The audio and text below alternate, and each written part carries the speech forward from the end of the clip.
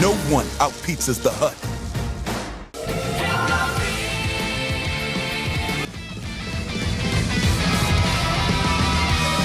This week's KingOhger, we're back to traveling the globe with mostly single-character focused plot threads, with Yanma and Shiokata being at the forefront of all this. Especially since Raculus had it out for this man since pre-time skip.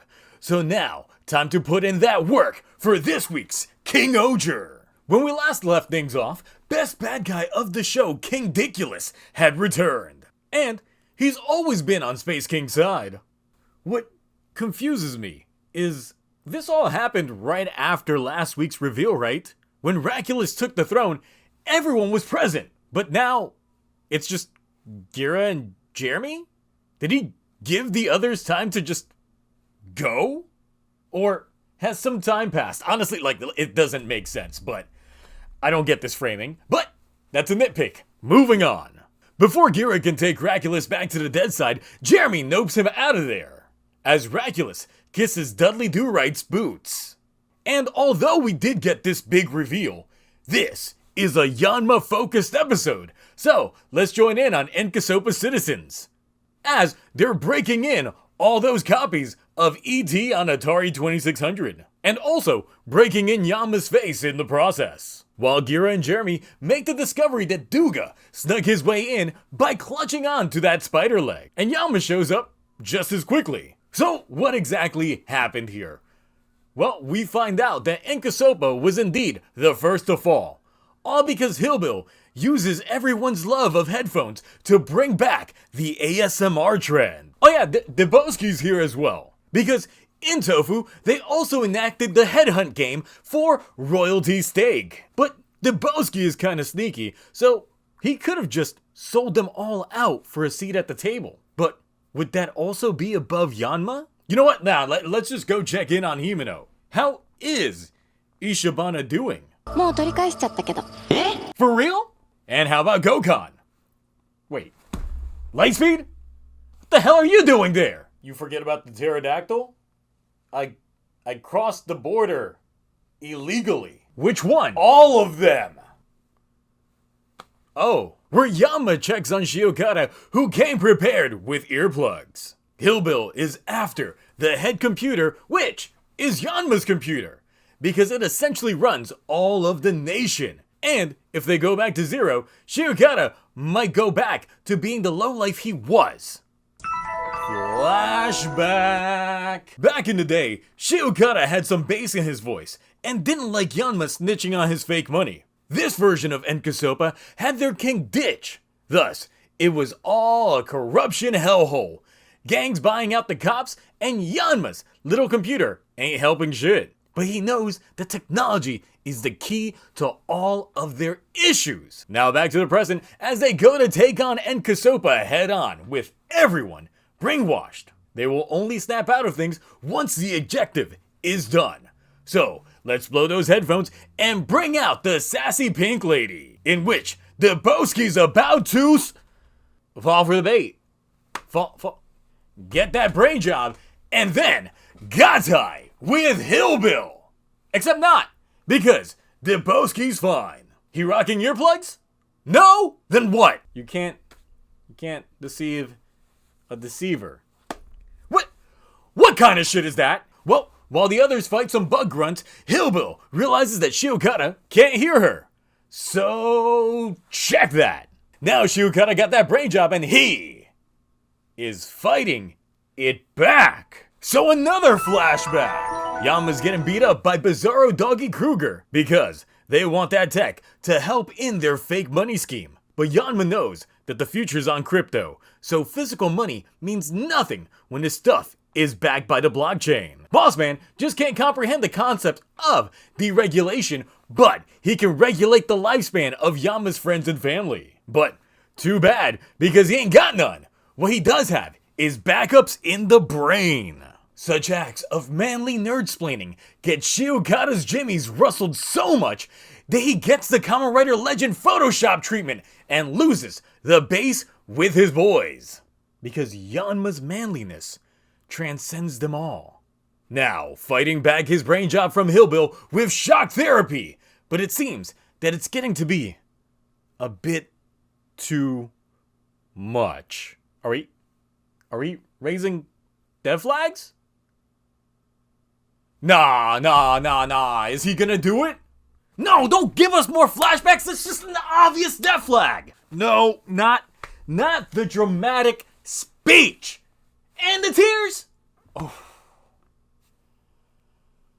Well, I guess Yanma laid it all down so Shiokata could live. With its power source destroyed, Enkisopa returns to the zero that it once was. Rating time! Boy, this episode, outside of some minor continuity nitpicks between episodes, definitely amped up the emotion, the suspense, and continues to cement that Yanma is probably the best blue in Sentai. And for that, this episode is getting the Aba Ranger A!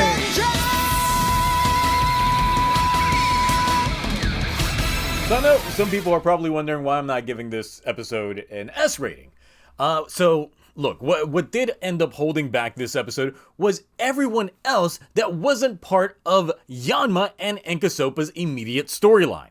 Debowski's ass pull on how he was unable to be manipulated by Hillbill, the unforeseen disappearance of everyone after Raculus makes his appearance, and regardless of all of Jeremy's efforts before, the Bugnarok still continue being brought back in to be grunts. It makes me wonder how he's still able to have a throne to call his own when he's got zero control over his citizens. And foreseeably, by much longer standards than everyone else has had with their own citizens. The best parts of this episode was expanding more on Yanma's backstory, and I do enjoy every time we get more of it. Since previously, we know that he learned his knack of technology from Gin, who was taught his knowledge from Jeremy, who likely got it from his daddy, who also likely got it from Torin. See, they cookin'. But now we get to see the aftermath of it all and how he started to develop things due to envisioning a better future using the tech he possessed. We get the lore that the previous king ditched the country for greater pastures, likely during the fury of the gods, and that the country was nothing but lowlives and completely corrupted. It explains why its citizens act like thugs, because that's exactly what they were up until a few years back. Now they're thugs with tech and no monetary concerns. The dynamic of Shiokata and Yanma is probably the best king and retainer combination of the show, with the backstory showing us a different side to Shiokata that was swayed based on how dedicated Yanma was to his craft. I had my first viewing of this episode on Twitch, and I was on the edge of my seat, not knowing if they were really about to get this man out or not. Oh no, I'm getting death flags. I'm getting death flags. Don't you do it! Oh. Luckily, Yanma did do the right thing. And I guess his laptop is made of rubber or something because that thing got some bounce. This is also interesting because early info of this show, they legit had as the description for Enkisopa that it was a kingdom that Yanma made that was housed within a computer. Which, back then, without full context, I was like, what the hell am I even reading? This made no sense, especially after getting that world map. Like, how do you live inside a computer? But then, this episode actually gives us a reasoning to why those words do ring true. The other aspects of the episode that are interesting to note is that Himeno seems to have handled Kamijim on her own. Or did she? Because we know Kamijim, like Garojim, can shapeshift. So it's likely the possibility is that it was just Kamijim that we are seeing during this round. On the Rita side of things, I don't know, because Goma was just chilling as everyone was freed, but did Rita check in on the throne room, or did they just rush to get the convicts first? It is a bit of a shame that we didn't get much of Raculus this week, but we do see how obedient not just him, but Suzume are to Dugdad, which still makes me wonder what Suzume's deal is.